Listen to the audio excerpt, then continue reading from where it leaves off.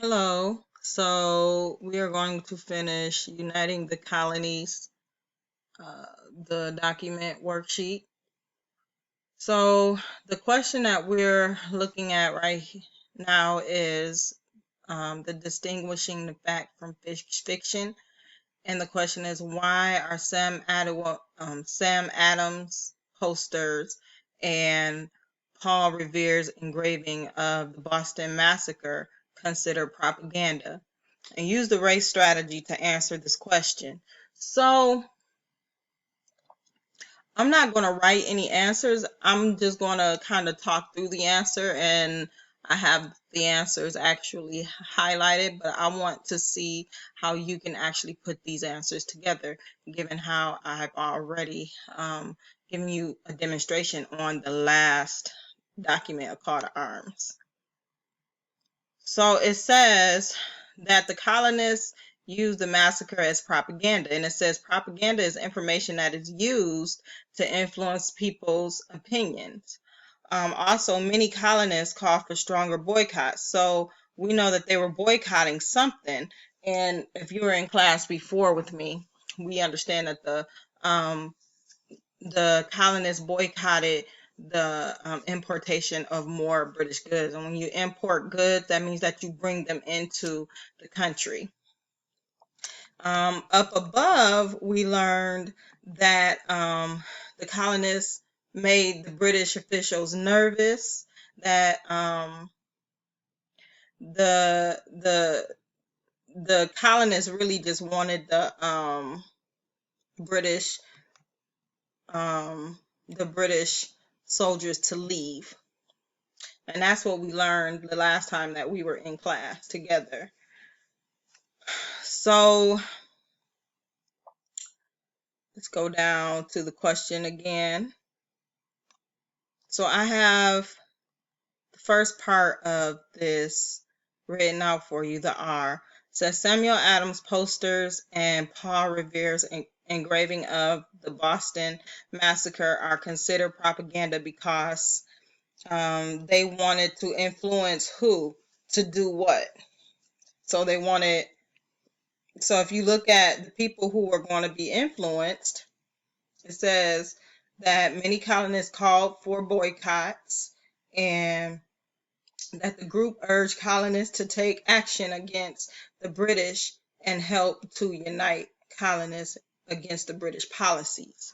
Now, you need to go ahead and find a citation for that, and then you need to explain it. So for your citation, you need to remember to say, I know this because the text says.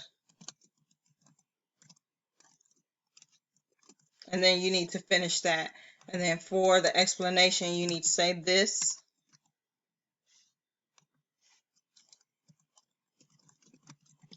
means that. And then you need to finish that sentence. So you're just going to explain it.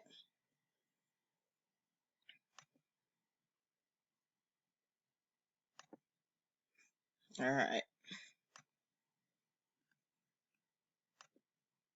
So if we move on down to the next question, oh yeah, and don't forget to type your whole answer in this square right here. Make sure that you're not just copying and pasting the answers into the square, because then your paragraph won't make sense and you get points taken off when your paragraph doesn't have the proper transitions. It's important that you learn how to write in a manner that is that sounds cohesive and that what you're writing makes sense. You need to use the proper transition words and the proper transition sentences. So determining cause and effect. It says, fill in the diagram to explain how the intolerable acts affected the lives of the colonists. Just type the answers inside the squares. So if you see over here that I highlighted, it says King George III feared that Britain was losing control of the colonies. To punish the colonists, Britain passed coercive acts. Okay. One of the acts forced the colonists to let British soldiers live among them. Another banned town meetings in Massachusetts. One closed Boston Harbor until the colonists agreed to pay for the tea that they had thrown overboard. And this actually stopped shipments of food and other supplies to the colonies. So you need to tell me how this affected their lives. So for one thing, the colonies didn't have food to eat because they closed down the harbor. Another thing was, their space was invaded, right? They didn't have the right to privacy like we have right now. The coercive acts also united the colonists. There were other colonists who sent food and clothing to the Boston in support. So you can go ahead and type the answers in here. And then what did the British do to punish the colonists for the Boston Tea Party? Now, when we go up here, it says to punish the colonists, Britain passed the coercive acts. So, you want to just go ahead and start that sentence right there. To punish the colonists for the Boston Tea Party. And then you need to finish it. What is the answer here? And you're going to say, I know this because. You're going to finish that answer. And then you're going to, because the text says. And you're going to finish that answer. And then to explain, you're going to say, this means that. And then you're going to tell me what all that means, what those quotes mean.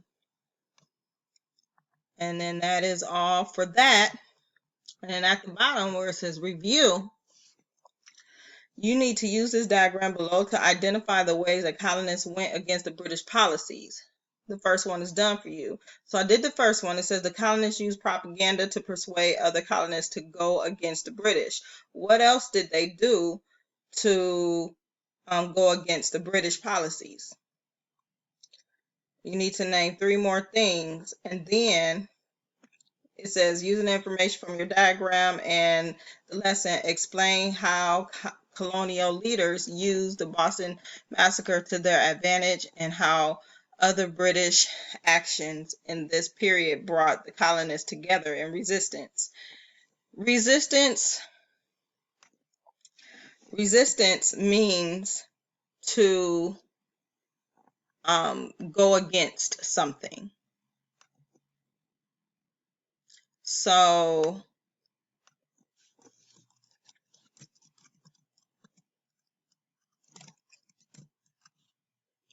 when you resist something, that means that you're against it.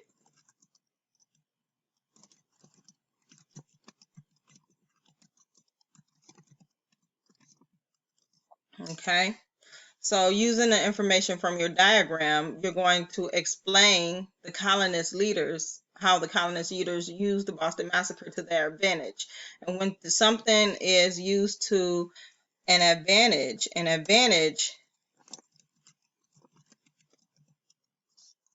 is when you do something to get what you want. So how did they get what they wanted? So how did the colonial leaders use the Boston Massacre to get what they wanted? what they wanted, remember, was for the soldiers to leave, but the soldiers didn't really leave. Something else happened. Parliament, let's see, let's go up some more.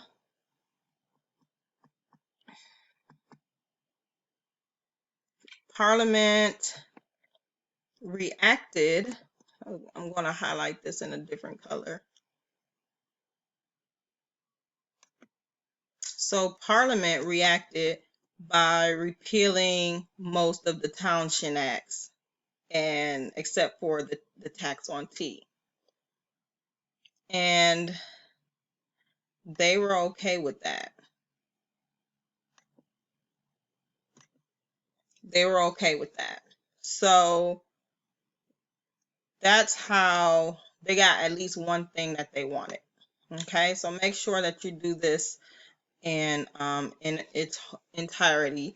Finish the whole thing. Do your best, and don't just skip the part because of whatever reason. Make sure that you finish the entire worksheet.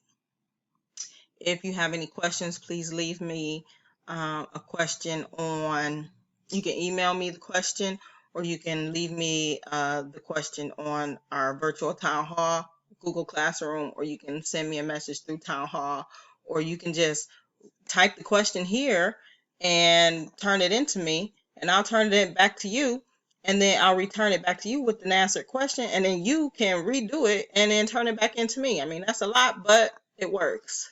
So whatever you want, there are many ways to get in contact with me.